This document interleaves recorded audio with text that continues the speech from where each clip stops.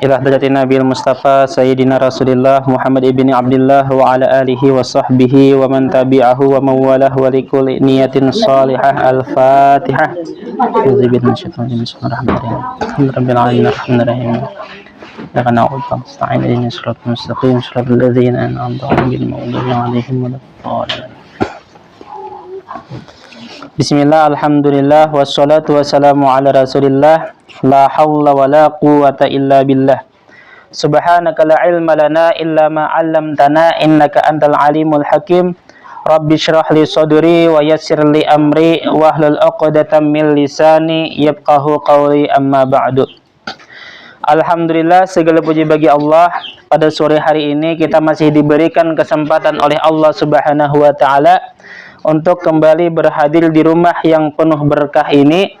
Dan dari sekian banyak masyarakat yang sedang beraktivitas pada sore hari ini, ternyata hanya Bubu Hentian yang dipilih oleh Allah Subhanahu wa taala, yang diringankan langkahnya, yang dilembutkan hatinya, sehingga bisa kembali berhadir di rumah ini dan bisa kembali mengulang pelajaran kita setiap minggu. Mudah-mudahan kada bulik kita daripada rumah ini, kada pulang kita daripada tempat ini, melainkan dosa-dosa kita diampuni oleh Allah Subhanahu wa taala. Segala penyakit kita disembuhkan oleh Allah Subhanahu wa taala, dan yang mana rezekinya sempit itu diluaskan oleh Allah Subhanahu wa taala. Ahibbal kiram rahimakumullah. Pada kajian yang telah lalu kita sudah membahas tentang sifat Allah wujud. Maka pada kesempatan kali ini kita akan mengkaji, kita akan membahas sifat Allah qidam.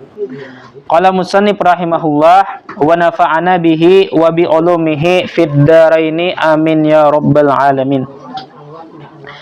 Qidam artinya sedia Allah Subhanahu wa taala, lawannya hudus artinya baharu. Mustahil ia baharu, wajib Allah Subhanahu wa taala sedia. Dalilnya huwal awwalu wal akhiru. Artinya ia jua Tuhan yang awal tiada berpermulaan, dan ia jua Tuhan yang akhir tiada berkesudahan. Jadi sedia itu artinya kadada awalnya. Sedangkan baharu itu artinya sesuatu yang dimulai dengan tiada atau sesuatu yang ada awalnya. Nah, itu dinamakan baru atau baharu. Dan setiap yang berubah-ubah itu baharu. Kitab ini contohnya. Kitab ini baharu. Kenapa jadi baharu? Karena kitab ini berubah-ubah. Setiap yang berubah-ubah itu baharu. Kitab ini atau kertas ini asalnya terbuat dari kayu dari kayu. Kayu dari pohon, pohon dari biji, biji dari tanah, tanah dari bumi. Artinya ada perubahan. Setiap yang berubah itu baharu. Sama halnya bumi yang kita tempati sekarang ini.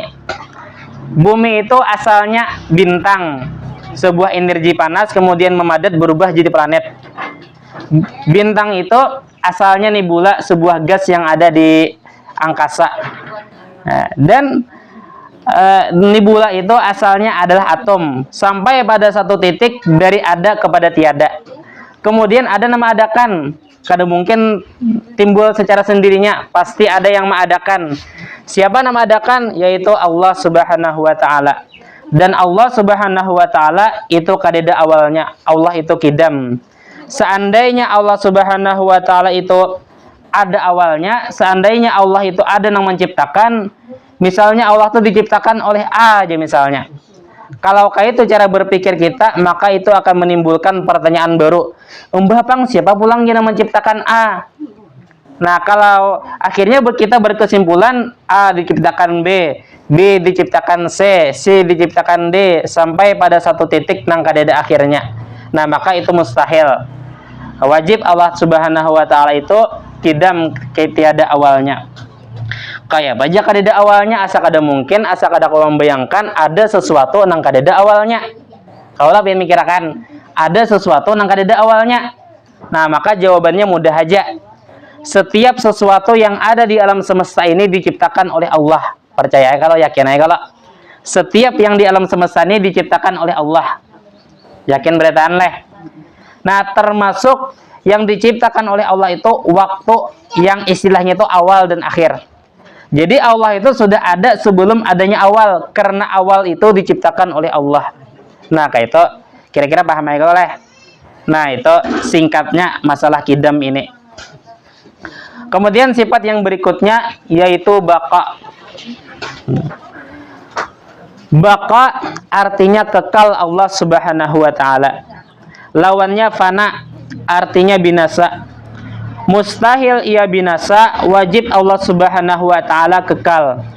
Dalilnya wa yabqa wajhu rabbika dzul jalali wal ikram. Artinya kekal zat Tuhan engkau ya Muhammad yang mempunyai kebesaran dan kemuliaan. Wajib hukumnya kita nih yakin bahwasanya Allah itu kekal. Kenapa jadi kekal? Di mana tahunya kekal? Ujar guru aja, itu kada boleh kita kayak itu. Itu ngarannya bataklid. Bataklid dalam tauhid itu haram hukumnya. Kita harus tahu dalilnya. Ujar kita Allah tuh kekal. Kenapa dalilnya? Karena Al-Qur'an mengatakan bahwasanya Allah tuh kekal. Kenapa bunyinya? Wa yabqa wajhu rabbika dzul jalali wal ikram. Artinya kekal zat Tuhan engkau ya Muhammad yang mempunyai kebesaran dan kemuliaan. Kekal itu artinya kadeda akhirnya. Mun misalnya ada orang batakon kayak pajak kadeda akhirnya. Asa kada mungkin kadeda akhirnya. Aku 6 sudah jadi bisi kucing mati ke 6-nya. 2 bisi datuk mati kedua-duanya. Kayak pekisahnya ada sesuatu nang kadeda akhirnya. Nah, maka jawabannya adalah yang pertama, Allah tuh kada kawa disamakan dengan makhluk. Tuhan tuh Allah tuh kada kawa disamakan dengan kucing. Jadi pemikiran membandingkan antara makhluk dengan Allah tuh sudah kada rasional. Yang kedua, setiap sesuatu yang kita saksikan yang mati di dunia ini, yang kita saksikan di dunia ini yang mati, baik itu manusia atau hewan atau lainnya, semua itu ada awalnya. Manusia kan ada awalnya lahir kemudian mati. Kucing lahir kemudian mati. Akan tetapi zat Allah tuh kadeda awalnya. Allah tuh kadeda awalnya. Karena istilah awal dan akhir itu diciptakan oleh Allah Subhanahu wa taala. Artinya Allah tuh kadeda awalnya, Allah tuh kekal kadeda akhirnya. Nah, kira-kira paham kalau leh? Nah. Mun paham mun takone nah. Kira-kira adalah yang kekal selain Allah. Adakah jawaban lain? Adalah yang kekal selain Allah. Ujar Imam Jalaluddin As-Suyuti mengatakan ada yang 8 hal yang kekal selain Allah. Ada 8 yang kekal selain Allah. Tangguhnya adalah napa yo yang kekal selain Allah? Nah, toh dah 2 sudah. Apa lagi? Yang kekal selain Allah atau yang dikekalkan oleh Allah adalah yang pertama dulu aras. Aras. Kita tuh kada tahu kayak apa bentuk sebenarnya daripada aras itu. Cuman yang jelas aras itu besarnya luar biasa, kada kawa dibayangkan. Ujar Nabi, wahai malaikat Jibril, tunjukkan wujud aslimu. Ujar malaikat Jibril, wahai Rasulullah, pian kada sanggup melihat. Ujar Nabi, tunjukkan kada Bapak. Akhirnya malaikat Jibril ini menunjukkan wujud aslinya. Takajud Nabi melihat. Ternyata jar Nabi malaikat Jibril itu memiliki 600 sayap. Satu sayap saja yang diurak malaikat Jibril itu sudah menutupi langit dan bumi. Hanya 1 sayap, sedangkan malaikat Jibril itu memiliki 600 sayap. Dan jar malaikat Jibril, malaikat Israfil itu jauh lebih besar daripada aku. Kayak apa besarnya malaikat Israfil? Dan aras itu disandang oleh 4 malaikat, yang menandakan bahwasanya aras itu jauh lebih besar daripada malaikat. 4 menyandang, dan di padang mahsyar kayaknya jar Nabi yang menyandang aras itu 6 bajangan malaikatnya, yang menunjukkan aras itu sangat besar. Nah, jadi yang pertama yang dikekalkan oleh Allah aras. Yang kedua yang dikekalkan oleh Allah adalah kursi. Kursi Allah. Kita kada tahu kayak apa bentuk kursi Allah itu. Yang jelas di dalam ayat kursi itu disebutkan wasi'a kursihus samawati wal ard. Kursi itu lebih besar daripada langit dan bumi. Kayak apa besarnya kita kada tahu, kayak apa bentuknya kita kada tahu. Cuman jar Nabi, kursi itu atau di dalam Al-Quran dikatakan kursi itu lebih besar daripada langit. Langit itu kan antara langit itu ada 7. Dari langit yang pertama ke langit yang kedua itu membutuhkan waktu perjalanan 500 tahun. Berarti 500 tahun kali 7 berapa? Berarti langit itu besarnya perjalanan 3.500 tahun perjalanan luasnya langit. Nah, sedangkan kursi itu lebih besar daripada langit pulang. Kursi lebih besar daripada langit. Dan jar Nabi, kursi itu apabila disandingkan dengan aras bagaikan lempengan besi, kita andak ke hamparan pasir yang sangat luas. Hamparan pasir itu bagaikan aras, sedangkan lempengan kecil besi itu bagaikan kursi. Kayak apa luasnya aras, kadang-kadang dibayangkan. Nah, kemudian tadi yang dikekalkan oleh Allah neraka, surga. Kemudian yang kelima yang dikekalkan oleh Allah itu adalah azbu zanab, tulang ekor manusia. Jadi tulang ekor manusia itu ada yang di sini ada kalau. Nah itu kada pacang hancur kayak apapun juga itu dikekalkan oleh Allah kada pacang hancur. Jadi peneliti dari Cina dan dari Jerman hendak menguji coba, hendak menghancurkan tulang ekor manusia. Jadi berbagai macam alat dicoba ke ekor manusia ini apakah bisa hancur, ternyata kada hancur. Bujur sekalian apa yang dikatakan Nabi bahwasanya tulang ekor manusia itu kada pacang hancur. Bahkan kita kan dibangkitkan di padang mahsyar dengan tulang ekor kita waktu di dunia. Nya kada hancur, Bang. Karena kan padang mahsyar itu dunia kita yang kita tempati itu cuman sudah rata. Nah, itu padang mahsyar. Ke kiamat kan akhirnya rata bumi kita ini. Kemudian berubah menjadi padang mahsyar. Kemudian turun hujan. Nah, hujan itu menetesi kepada tulang ekor kita. Nah, kemudian kita berubah pulang menjadi manusia. Kemudian yang keenam yang dikekalkan oleh Allah yang kada akan binasa adalah roh. Nah, roh itu kita kada tahu juga. Roh itu kayak apa bentuknya roh tuh, dan kita kada tahu andaknya roh itu di mana, di kepala kah, di batis, kita kada tahu. Bentuknya kita kada tahu, andaknya kita kada tahu. Cuman yang pasti ada di dalam jasad kita. Dan roh itu kada membutuhkan makan dan minum. Yang membutuhkan makan dan minum itu jasad kita. Jadi yang mati itu jasad kita, roh kita kada mati. Cuman roh itu mau garing, roh itu mau lapar. Nah, apa makanan roh? Makanan roh itu adalah amal ibadah kita. Nah, jadi bisa jadi tubuh kita tuh sehat sedangkan roh kita tuh garing, mau kayak itu. Atau jasad kita garing sedangkan roh kita tuh sehat. Ada kalau dikisahkan oleh Tuan Guru Abdul Wahab Asy'arani, ujar Sidin ayah negara atau jada Kiai Haji Ahmad Mugni itu ketika Sidin sudah tua, ketika Sidin sudah mulai sakit-sakitan, yang sakit-sakitan Sidin itu membawa Sidin meninggal dunia, Sidin tetap hendak sambil tahajud betingkaung nggak pauduan. Betingkaung Sidin garing Sidin ini membawa Sidin kepada kematian. Ada lawas lagi Sidin meninggal, tetap Sidin hendak sambil tahajud betingkaung nggak pauduan. Artinya jasad Sidin garing akan tetapi roh Sidin sangat sehat. Kawak Sidin beribadah masih betingkaung sawat anak baudu, anak sambil tahajud sehat nano roh Sidin. Dan Sidin meninggal dunia di bulan Dzulhijjah ini. Mungkin kita akan bacakan tahlil kina di ujung kayaknya gesan Sidin. Ujar guru sakumpul di Barabaya itu ada wali Allah ngarannya Kiai Haji Ahmad Mugni ayah negara. Jadi jar Sidin jar guru sakumpul Kiai Haji Ahmad Mugni ini kada guring kecuali bertemu dengan Nabi dahulu. Harapnya Kiai Haji Ahmad Mugni ini. Nah, makanya kita misalnya kita nak ziarah, kita singgah lo di Barabaya di kubur Sidin. Karena guru sakumpul yang di Martapura madahkan wali itu di Barabaya. Maka hendaknya kita ke Barabaya dulu ke Martapura. Yang di Martapura aja madahkan di Barabaya, maka hendaknya kita singgah dulu kalau ziarah atau ke Barabaya dulu singgah setempat. Lain di Manjang. Di Manjang tuh bagus juga. Yang di Telaga Air Mata. Ada kuburan Sidin yang berhubung serangan. Nah, itu ya kubur Kiai Haji Ahmad Mugni. Sidin meninggal di bulan Dzulhijjah. Kemudian yang dikekalkan oleh Allah lagi adalah Lauhil Mahfuz. Lauhil Mahfuz itu sama, tetap kita kada tahu bentuknya kayak apa. Cuman Lauhil Mahfuz itu adalah kitab yang mencatat dari awal mula terciptanya alam semesta sampai hari kiamat. Itu ditulis di Lauhil Mahfuz. Nah, kemudian yang ke-8 yang dikekalkan oleh Allah adalah Al-Qalam. Al-Qalam itu artinya pena. Nah, ketika Allah ciptakan pena, ada ngarannya pena. Diciptakan Allah Al-Qalam ini, ijur Allah Ta'ala, wahai qalam, tulislah mulai penciptaan alam semesta sampai hari kiamat. Jadi semua data yang ada di alam semesta ini ditulis oleh Al-Qalam. Dan Al-Qalam ini dikekalkan oleh Allah. Nah, jadi 8 itu yang dikekalkan oleh Allah, yang dikatakan oleh Al-Imam Jalaluddin As-Suyuti. Cuman kalau Allah itu kekal, kalau yang 8 tadi dikekalkan, tetap belain. Allah Ta'ala kekal, yang 8 tadi dikekalkan, tetap kada sama. Nah, kemudian sifat yang berikutnya adalah mukhalafatuhu ta'ala lil hawadis.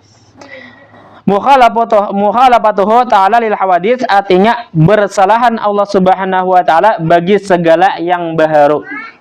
Lawannya mumatsalatuhu lil hawadis artinya menyamai Allah Subhanahu wa taala bagi segala yang baharu. Mustahil ia menyamai bagi segala yang baharu.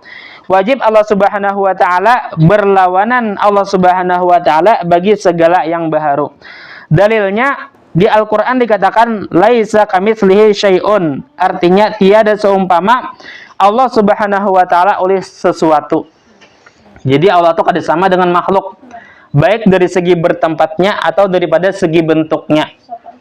Nah, jadi apabila kita bertamuan hadis atau ayat mutasyabihat, contohnya misalnya di dalam Al-Quran Ar-Rahmanu 'alal arsyistawa, Allah itu di dalam Al-Quran disebutkan Allah itu beristiwa di atas aras. Maka apabila kita menemukan ayat yang demikian, jangan kita katakan Allah itu bertempat, jangan kita katakan Allah itu hendaknya di atas aras. Itu salah kita memahami. Hendaknya kita tafwid. Tafwid itu kita baca itu ayat semesti tulisannya, cuman apapun maknanya kita serahkan kepada Allah. Tulisannya kayak itu, Allah Ta'ala Allah itu beristiwa di atas aras. Kita baca kayak itu karena tulisannya kayak itu. Cuman adapun kayak apa makna yang sebenarnya kita serahkan kepada Allah. Cuman yang harus kita yakini Allah itu kada sama dengan makhluk. Allah itu kada bertempat. Nah, itu namanya tafwid. Amunnya kita kada kawa tafwid, kita hendaklah batakwil. Batakwil itu ujar ulama yang dimaksud dengan istiwa itu artinya Allah itu berkuasa di atas aras. Allah itu bertahta di aras dan Allah itu bertahta di atas aras. Itu namanya takwil. Supaya kita lebih selamat, jangan sampai kita tuh memadahkan Allah tuh bertempat. Sama misalnya ada hadis Nabi contohnya, walladzi nafsi biyadihi. Jar Nabi bersumpah demi Allah, jar Nabi yang diriku di dalam genggamannya. Berarti Allah bertangan kah? Berarti Allah bertangan lah. Nah, jadi hendaknya kita tafwid, kita baca sama seperti tulisannya, akan tetapi apapun maknanya kita serahkan kepada Allah. Nah, itu namanya tafwid. Amunnya kita kada kawa tafwid, jar kita amun kita baca kayak itu, kita asa tabayang Allah tu bertangan. Maka hendaklah kita batakwil. Kayak apa batakwil? Ujar ulama yang dimaksud dengan genggaman itu adalah kekuasaan. Artinya jar Nabi demi Allah yang diriku di dalam kekuasaannya. Nah, kita hendak selamat, kita batakwil, amun hendak semangat.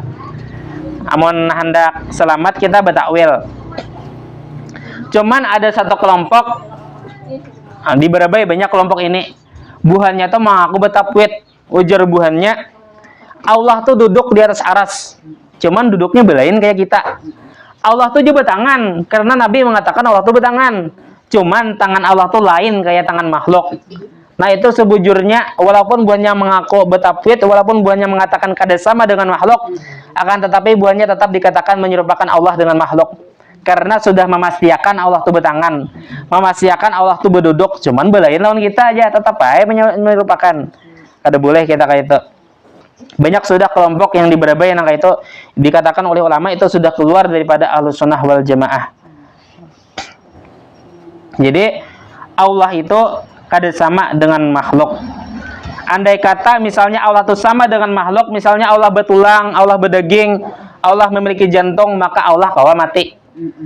Suatu saat misalnya jantung Allah hampir berdetak, berarti Allah mati kah? Nah, maka Allah mustahil sama dengan makhluk. Dan Allah itu kada bertempat. Allah itu kada bertempat. Karena waktu dan tempat itu diciptakan oleh Allah Subhanahu wa taala. Allah sudah ada sebelum adanya tempat. Karena tempat itu diciptakan oleh Allah. Ada cerita tentang perdebatan Abu Hanifah melawan orang yang kada percaya dengan Tuhan. Cuman kisah Imam Abu Hanifah ini banyak versinya. Cuman nangerancak lo mendengar di pesantren kisahnya kayak ini. Jadi dahulu di zaman Imam Abu Hanifah ada orang yang kada percaya dengan Tuhan. yang bernama Dahri. Jadi Dahri ini datang ke kota Baghdad dengan misi hendak menghancurkan iman-iman masyarakat yang ada di Baghdad, supaya jangan ada lagi masyarakat Baghdad ini percaya dengan adanya Tuhan.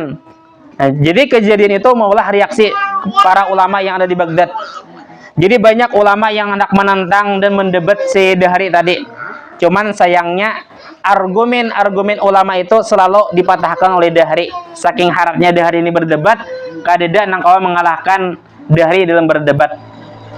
Sehingga khalifah di zaman itu menjadi risau. Akhirnya khalifah ini mengirim menteri-menterinya supaya mencari kalau kok ada ulama nang harat, kalau kok ada ulama nang hebat nang kawa menandingi argumen si Dahri. Dicari, betakon, akhirnya tetamu ada ulama nang harat, ada ulama nang hebat yang bengaran Imam Hamad. Imam Hamad ini gurunya Abu Hanifah. Jadi dikatokai lawang oleh menteri tadi.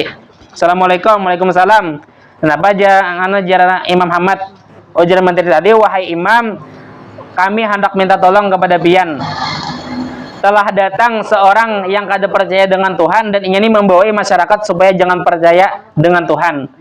Dan ulama-ulama yang ada di Baghdad kadeda nangkawa mengalahkannya dalam berdebat. Jadi kami minta tolong lawan pian. Diskusi, akhirnya sepakat diadakanlah debat terbuka antara Imam Hamad dengan si Dahri di sebuah masjid yang besar yang ada di Baghdad. Nah, jadi viral akhirnya berita perdebatan antara Imam Hamad dengan Dahri tadi. Dan sehari sebelum perdebatan hibak sudah masjid diisi oleh masyarakat. Penasaran kan kayak begini perdebatannya. Namun si Imam Hamad nih merasa risau, merasa galau. Ujar Imam Hamad, kayak apa seandainya kawa juakah aku pacang malahkan si Dahri tadi. Sedangkan ulama-ulama yang ada di Baghdad kadeda nang kawa mengalahkan Dahri dalam berdebat. Maka jadi Imam Hamad, misalnya aku kalah dalam berdebat, taruhannya iman masyarakat. Nah, galau si Imam Hamad tadi sampai taguringan sidin taguringan, sidin bermimpi.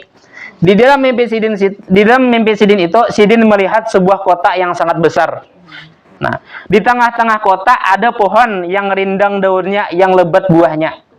Tiba-tiba Imam Hamad ini melihat ada babi dari ujung kota langsung memakan buah yang ada di pohon tadi sampai habis buahnya. Habis buahnya, daunnya pulang dimakani babi tadi sampai tak sisa batang pohonnya. Nah, kemudian Imam Hamad melihat dari dalam batang pohon itu ada keluar singa yang sangat besar, langsung menerkam babi tadi sampai babi tadi mati. Tak bangun Imam Hamad, bingung Imam Hamad nih apa takwil daripada mimpi tadi. Di tengah kebingungan Imam Hamad datang Abu Hanifah, murid sidin. Saat itu umur Imam Abu Hanifah masih berusia 7 tahun, masih kekanakan halus. Ujar Abu Hanifah, wahai guru, kenapa pian kayak kebingungan? Ujar Imam Hamad, wahai muridku, aku tadi bermimpi kayak ini. Dan aku kada tahu takwilnya. Ujar Abu Hanifah, wahai guru, ulun tahu takwil mimpinya. Karena kan Imam Abu Hanifah ini memiliki bakat kawa mentakwilkan mimpi. Ujar Imam Hamad, apa takwilnya? Dikisahkan oleh Abu Hanifah, dijelaskan oleh Imam Abu Hanifah. Ujar Abu Hanifah, wahai guru, ketika pian bermimpi, ketika pian melihat sebuah kota yang besar, itu tamsilan daripada agama kita. Dan buah-buah dan daun-daun yang ada di tengah kota itu tamsilan daripada ulama kita. Dan babi yang memakani buah, yang memakani daun itu adalah Dahri yang telah mengalahkan ulama kita. Dan batang yang tak sisa itu adalah pian guru aja. Pian yang tak sisa itu batang tuh. Kemudian harimau yang keluar daripada batang itu ulun yang menerkam si Dahri. Jadi guru ay kalau mimpi pian kayak itu, maka ulun memohon kepada pian supaya ulun hajak nang berdebat melawan Dahri, jangan pian. Maka itu kisahnya. Jadi sidin, ayo ikam aja nang berdebat Dahri. Akhirnya sepakat antara murid dan guru, keduanya tulak ke masjid, ke tempat perdebatan. Setelah sampai di masjid, ternyata di masjidnya sudah ada Dahri menunggui dan banyak masyarakat yang menunggui. Ujar Dahri, pian ka yang bengaran Hamad nang hendak berdebat lawan aku. Langsung dipotong oleh Abu Hanifah, aku nang panjang berdebat lawan ikam lain guru kok. Majarang jel Dahri kakanakan ingusan nang kaya ikam ni berdebat lawan dia kok. Sedangkan ulama yang bulangnya genal, ulama yang sorbannya panjang kada kawa ngalahkan aku. Ikam kakanakan ingusannya hendak melawan aku. Akhirnya berdebat, akhirnya sepakat dilaksanakanlah perdebatan antara Abu Hanifah yang masih berusia 7 tahun dengan Dahri si ahli debat yang kada percaya dengan Tuhan. Di atas mimbar langsung Dahri melontarkan pertanyaan pertama. Ujar Dahri, wahai anak kecil, bujurankah Allah tuh ada? Ujar Abu Hanifah, bukan hanya ada tetapi jelas adanya. Amunnya Allah tuh ada, amunnya Tuhan tuh ada, di mana Allah tuh begena? Ujar Abu Hanifah, Allah tuh ada cuman kada bertempat. Takurihing Dahri mendengar. Kayak kisahnya aja, ada cuman kada bertempat. Ujar Abu Hanifah, itu mungkin aja terjadi. Itu kada aneh karena itu terjadi kepada dirimu sendiri. Bingung Dahri mendengar. Ujar Abu Hanifah, apakah dirimu itu, apakah jasadmu itu memiliki roh? Ujar Dahri, jelas setiap makhluk hidup itu pasti memiliki roh. Umpamanya jar Abu Hanifah, amunnya ada, amun ikan berkata roh itu ada, di mana adaknya? Di kepala kah, di parut kah, di betis kah? Tadiam Dahri ampe takureheng kada kawa menjawab. Umpamanya Abu Hanifah langsung menanyakan pertanyaan kedua sambil mengambil gelas susu. Ujar Abu Hanifah, wahai Dahri, dari segala susu ini, apakah susu ini mengandung lemak? Jelaskan susu mengandung lemak. Amunnya mengandung lemak, jar Abu Hanifah, di mana andak lemaknya? Di atas kah, di tengah kah, di bawah kah? Kada kawa si Dahri menjawab. Tadiam Dahri kada kawa menjawab. Nah, jar Abu Hanifah, untuk mencari keberadaan roh yang ada di dalam jasad, untuk mencari lemak yang ada di dalam sosok, itu aja kita kada kawa. Bagaimana mungkin kita hendak mencari tahu di mana Allah begena? Itu lebih kada mungkin lagi, jar Abu Hanifah. Tadiam Dahri kada kawa menjawab Dahri. Akhirnya si Dahri ini berpikir, oke, ya Dahri, kita katakanlah Allah itu ada. Kemudian aku ada batakon yang kedua. Misalnya Allah itu ada, apa yang ada sebelum Allah dan apa yang ada sesudah Allah? Ujar Abu Hanifah menjawab, kadida yang sebelum Allah, kadida ada yang sebelum Allah, dan kadida juga sesudah Allah. Allah itu kidam, kadida awalnya, dan Allah itu kekal, kadida akhirnya. Takurihing dari pulang mendengar. Jadi Dahri kayak apa kisahnya?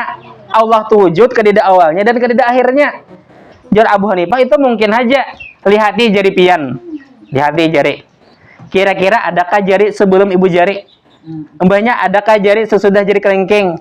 Kadida, kalau kadida jari sebelum ibu jari dan kadida jari sesudah jari kelingking.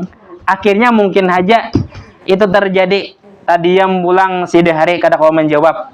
Dan Khalifah yang menyaksikan perdebatan itu takjub kepada kecerdasan Abu Hanifah yang masih kakanak. Dan si Dahri ini bingung. Selama ini kadeda nangkawa menjawab pertanyaan Dahri. Sekarang pertanyaan itu dijawab dengan mudahnya oleh anak kecil. Berpikir Dahri ini, apa pulang pertanyaan yang kadakawa dijawab oleh Abu Hanifah. Kemudian tiba-tiba Dahri ini takurihing tersenyum. Seolah-olah Dahri itu mendapatkan ide baru. Ujar Dahri, oke, wahai anak kecil, oke, Allah itu wujud, Allah itu kada sama dengan kada bertempat, Allah itu kidam, Allah itu kekal, oke, kayak itu sepakat kita sudah. Cuman apa yang dilakukan Allah sekarang, apa yang diperbuat oleh Allah sekarang? Ada kan yang bisa menjawab di sini? Apa yang diperbuat Allah sekarang? Ada yang bisa menjawab? Tangguh ya, ada. Apa yang diperbuat Allah sekarang? Abu Hanifah kawan jawab. Ada dah yang awalnya leh. Ada tahu lah kita leh, ada tahu. Jadi Abu Hanifah ini ketika mendengar pertanyaan Dahri itu takurihing ya Abu Hanifah. Seolah-olah Abu Hanifah ini tahu sudah jawabannya. Cuman kadindak menjawab dulu. Jadi Abu Hanifah mulai tadi pian betakon, sedangkan pian di atas mimbar, ulun menjawab, ulun di bawah. Itu tak paling kira Abu Hanifah. Berhuruf dulu kita. Seharusnya ulun yang menjawab tuh di atas mimbar, pian yang betakon di bawah. Berhuruf dulu kita. Akhirnya akon berhuruf naik Abu Hanifah, turun si Dahri di ke bawah. Jarano Abu Hanifah, apa pertanyaannya tadi? Pas sudah Abu Hanifah sudah di atas, betakon Abu Hanifah, apa pertanyaannya tadi? Jar Dahri, apa yang diperbuat Allah sekarang? Ujar Abu Hanifah, dengan lantang Abu Hanifah berucap, wahai masyarakat yang ada di kota Baghdad, saksikanlah yang diperbuat Allah sekarang adalah menggugurkan kebatilan sebagaimana Allah menurunkan si Dahri dari mimbar, dan meninggikan yang hak sebagaimana Allah naikkan aku ke atas mimbar. Langsung Dahri yang kada kau berkata-kata napa lagi. Ujar Dahri hanya muridnya, belum lagi gurunya tadi. Untung ada lawan gurunya tadi. Kan dia sopan banget. Nah, jadi itulah perdebatan antara Abu Hanifah melawan Dahri yang kada percaya dengan Tuhan. Nah, jadi Allah itu kidam, Allah itu baka, dan Allah itu kada sama dengan makhluk. Nah, kemudian sifat yang berikutnya adalah qiyamuhu ta'ala binafsihi, insyaallah minggu kaina. Nah, semalam ada pertanyaan leh, apakah warik itu boleh dimakan? Enggak. Setelah ulun takun-takuni, ulun cari-cari, ternyata warik itu haram dimakan karena warik itu digolongkan binatang yang bertaring, kada boleh dimakan. Cuman bagi pian jangan berkecil hati, jangan sedih, masih banyak binatang lain yang bisa dimakan. Enggak. Enggak. Burung gereja boleh kada dimakan? Burung gereja boleh kada ya? Sepengetahuan pian boleh kada?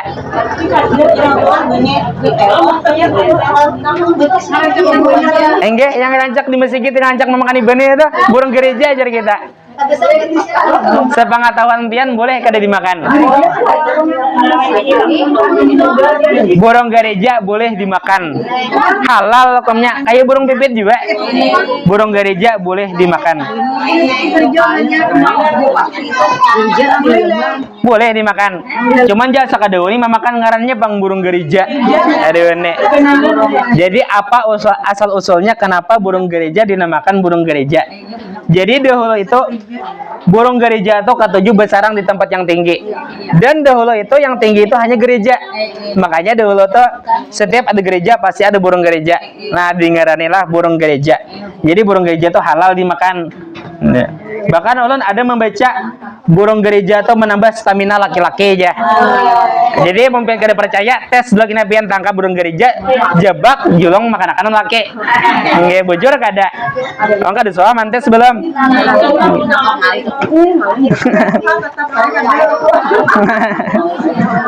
Tes dulu kena jebak kena burung gereja pas makan burung jebak sangakan kesan laki na burung pepet to. Nggih. Nggih.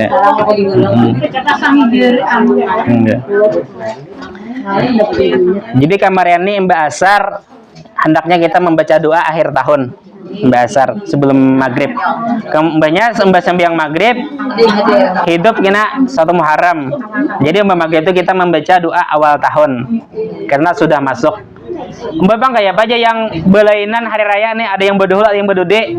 Jadi sudah sepakat 1 Muharram sepakat baik yang berduhul hari raya atau berdude itu sama. Itu ada belain. Jadi membiarkan anak membaca doa akhir tahun kena Mbak Asar. Bagi pian anak membaca doa awal tahun kena Mbak maghrib. Nggih. Amalannya kah? Amalannya banyak amalannya. Salah satunya kita menulis Bismillahirrahmanirrahim berapa kali? Ada amalannya.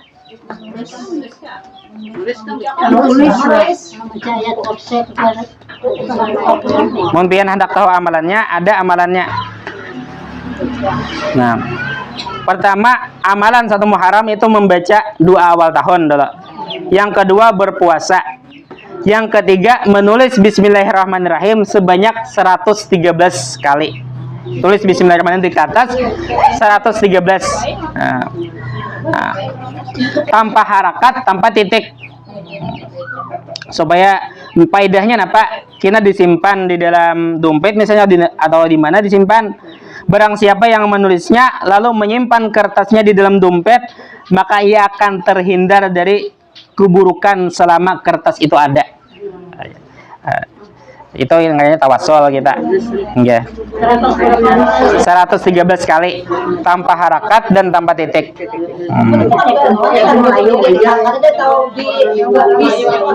Kada betitik, kada baharakat, kada betitik. Enggak, kada betitik. Enggak, kada betitik. Enggak. Kada babaris, kada betitik. Kada babaris, kada betitik. Enggak. 113 kali. 113 kali. Enggak. Kemudian yang keempat menulis Ar-Rahman Menulisnya tuh teh. 1 Muharram. Malam ini misalnya atau esok boleh juga. Asal jangan sampai 2 Muharram. Nggih, 1 Muharram. Yang kedua itu berpuasa. Nggih. Nggih. Cuman jangan kita nih puasa 1 Muharram puasa, 2 Muharram puasa, 3 Muharram, 10 Muharram kada puasa. Ini yang intinya tuh 10 Muharram puasa Asyura. Nah, intinya puasa. Pon kesepuluhannya itu bagus bener Pen kalau sepuluhannya puasa.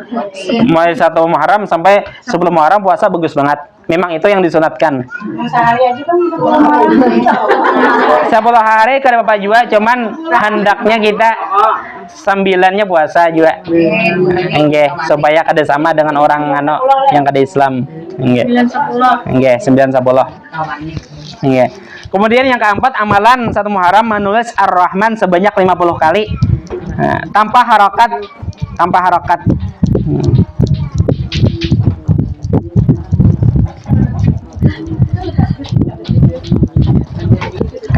Kada berbaris.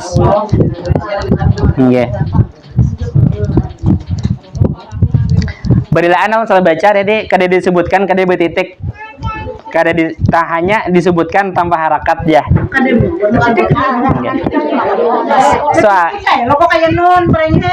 Enggak di sini kada disebutkan. Soalnya kalau keingatan Arab bahari itu memang kada bertitik, baik ba atau non itu kada bertitik. Cuma di sini kada disebutkan sekalinya.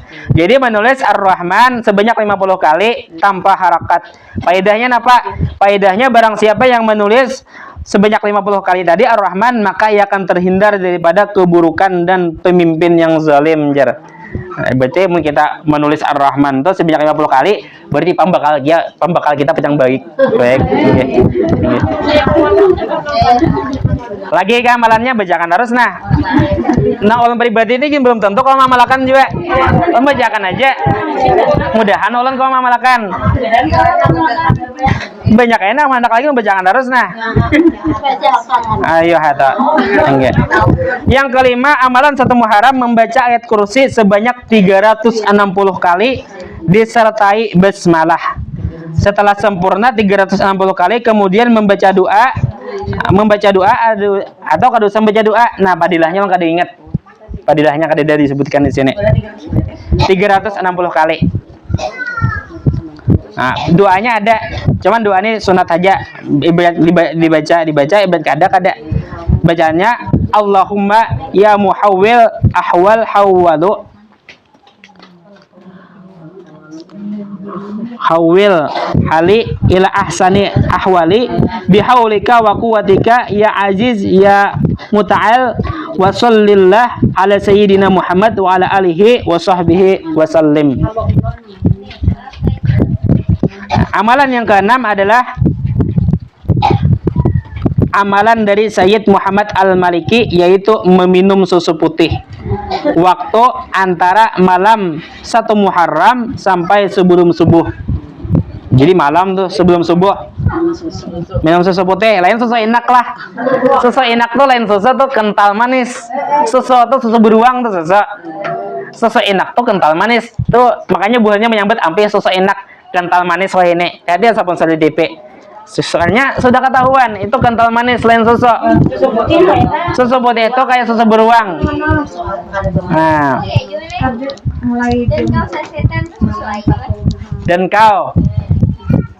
Dan kau tuh kesengkanakan kayak Pak. Bisa jadi nih susu bubuk kan dan kau tuh. Yang jelas susu asli itu susu beruang tuh, biar anak nyaman mencari.